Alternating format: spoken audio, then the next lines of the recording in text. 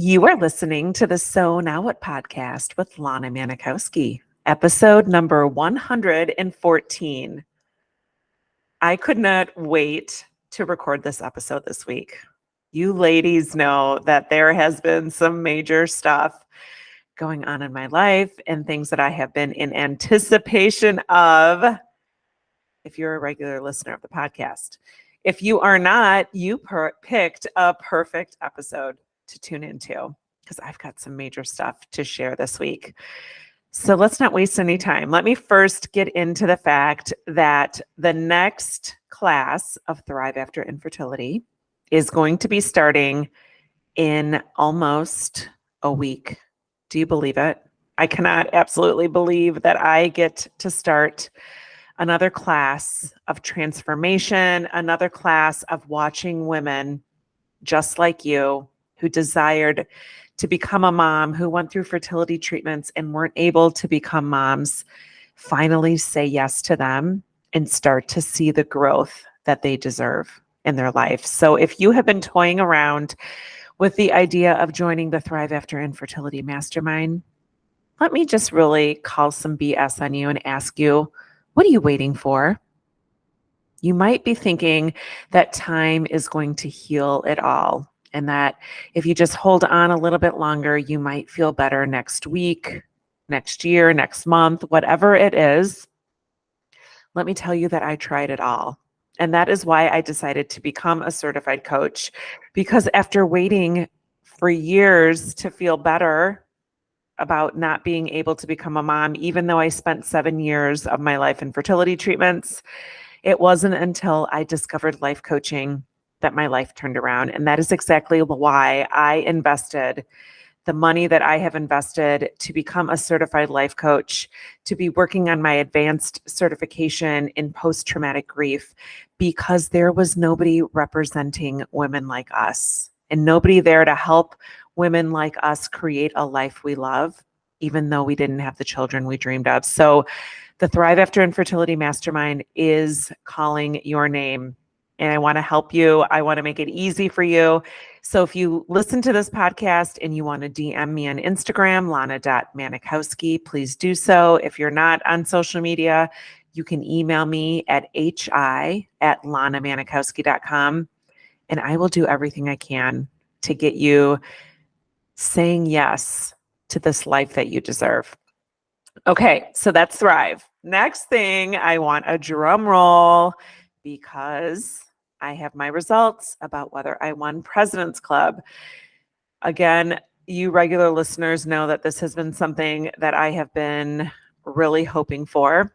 And last week on Tuesday night at the national sales meeting for the sales organization in which I'm employed, had our national awards banquet. And I was chosen as one of the top reps. I was one of the highest producing reps for the company, and I won President's Club. I am just like, I'm still pinching myself. And if you are on Instagram, if you have not seen the post with the speech that the director for my division gave to introduce me, it gave me chills. And people probably would laugh if they know how many times I have rewatched that video. But you know what? This is a no judgment zone. The So Now What podcast is a place where we celebrate our successes and we celebrate our victories. And ladies, I am doing just that. And I want to tell you why winning President's Club is so meaningful to me. And I think that this episode is one that you're really going to lean into. If you are somebody who has desired to have more meaning and purpose in your life besides your job and your career. So prior to my diagnosis of unexplained infertility, I loved my job. Like, I loved what I did. I'm still doing the same job that I was doing before my fertility treatments. But frankly, I didn't think that it was something that I saw myself doing for the rest of my life. I thought, in my head, this is how life was going to go. I was going to get pregnant. I was going to have a baby at least two. My goal was initially to have two kids, ideally a boy and a girl. And I would stay home and raise my babies, maybe go back to work part-time or maybe a couple days a week, go and do like a split schedule. And then once my kids were off to school, I guess I would have gone back to the job. I didn't really think that far ahead. But when my diagnosis happened and I went through my 7-year journey through fertility treatments and didn't end up becoming a mom, I felt really at odds with my career. And I'm curious if you can relate to that. Do you remember feeling like, okay, like this is the only thing I got that really seems normal to me anymore? I at least know how to do my job. I at least understand my responsibilities. I kind of have that figured out. And from there, I really created this codependency on my career to create purpose for me. Because I knew that motherhood wasn't going to come my way, I felt like every time somebody asked about me, what do you do? Tell me about you. Do you ever find yourself like leading with your job? Because that's what I would do. And I'd sit there and I'd like think about those conversations later. And I would be like, God, I really have nothing else that I talk about besides my job. Because for me, that was what I attached myself to for my reason for getting out of bed every day and my meaning and something that I felt like I was good at. And there were so few things after my journey ended that I felt like I was good at, because not being able to achieve pregnancy or achieve a live birth of a child through my fertility journey really had me believing that I wasn't good at much. So I'm curious, do you find yourself having this relationship with your career that feels like you love it, but you hate it because you really don't want to be identified or attached to your purpose because of the career that you're in? And the greatest news is, and I'd love for you to think about this, your career in your job does not have to be your purpose.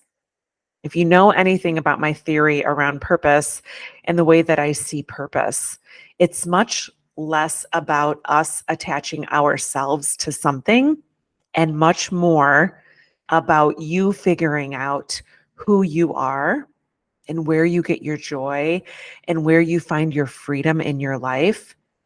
And through that, you show up in your life in a way which your purpose is multifaceted.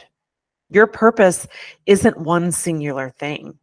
Your purpose oftentimes might not be identified by you, but people see you and the purpose that you serve by the ways you show up in their life.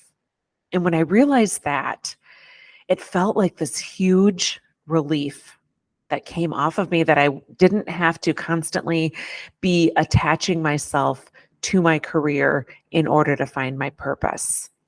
And I'd like to invite you to consider that same thing for yourself.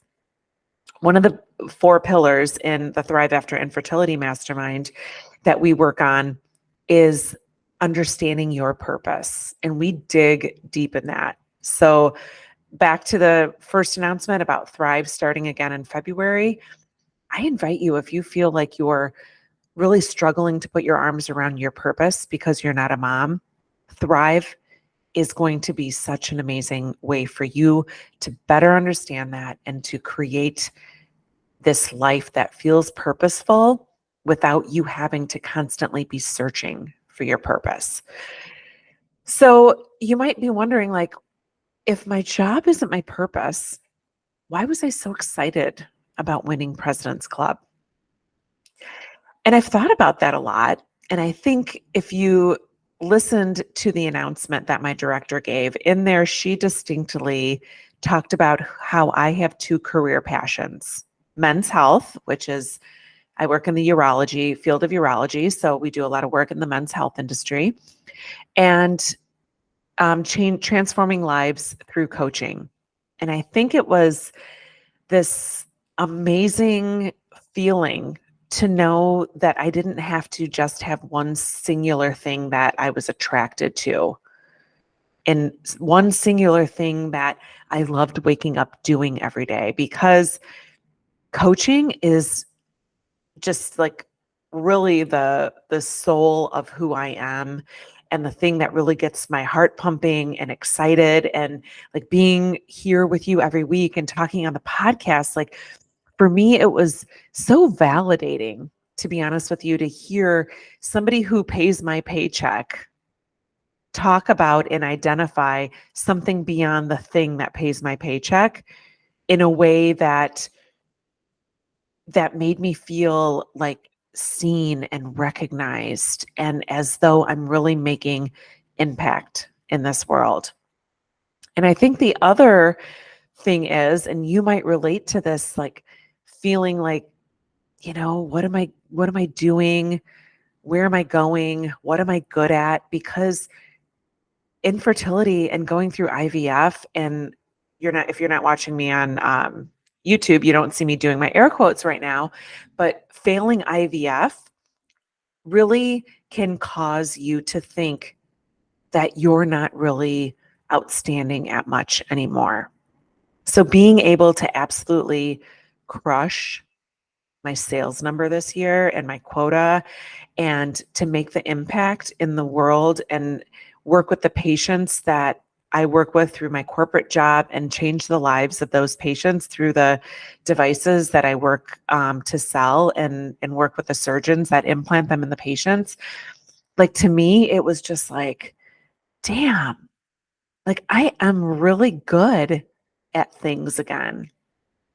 I have obviously in my mind come to grips with the fact that I didn't need to go to motherhood in order to feel like I was good at something. Like, obviously, I wouldn't be here as a certified life coach if I didn't see the changes that I saw in my life by believing something else was possible for me, and that other things that I can excel at. But actually being on that stage and accepting that award was something that really I felt like was for the whole infertility community, for any single woman who has sat there and wondered what they were possibly going to do, because they didn't know that what they were doing in their life and with their career and the path that they were on was necessarily the one that they had chosen to be their lifelong path. That's why I was so proud to accept that. And I think that there's so much to be said for the devotion that we put forth in trying to create a life that feels good again, and a life that feels free again after infertility. And if you've been someone who's gone to your career and been underwhelmed by it, I just want to recognize you and tell you that if it's something that you want to continue to like grow within and interview for jobs, you all know that I interviewed for 2 jobs last year that I did not get within my organization. Being able to interview for jobs and still find success, like to me, that's super amazing and super available to you. But more so just knowing that you're capable of so much more than you think you are. Because I think we put a big X on our future and on our self-confidence within ourselves when we can't achieve our goal of motherhood. And it has people really feeling as though they're in this like trap, in this box that they can't get out, because they're afraid to go and try something new and maybe get a different job, or maybe use a different approach with how they do their job every day, because you might not be comfortable finding opportunities to change things up that possibly might not work. So I want to thank you and everyone who has reached out about me winning President's Club. I should also clarify that on top of winning the award, I also get a 5-day trip to Turks and Caicos at the Ritz-Carlton Jack and he gets to go with me. Like everything's paid for. Oh my God. So let this be your motivation to see that you can be successful again, that you don't have to be able to produce a child or get pregnant to see yourself as a winner again and somebody who's achieving and successful and continuously striving for more in your life. And that's available to you right now. And something that I really think is so important to share in this community, because I know a lot of the women that listen to this podcast and a lot of the women that resonate with me are women like me who are high achieving, who were used to being successful and personable and just really awe-inspiring before they started their fertility clinics. And somehow it seems that that has waned off. I want you to hear this and know that you can find your groove again. And yeah, that's it. That's all I got for you this week, but I was super jazzed to come on and tell you. So again, if you have any questions about Thrive, please let me know. I would love, love, love for you to join this class. We are starting on February 8th. So get on it, reach out, let me know. I'd love to invite you in, and have a beautiful week. And remember that it's never too late to discover your meaning. I'll talk to you next week.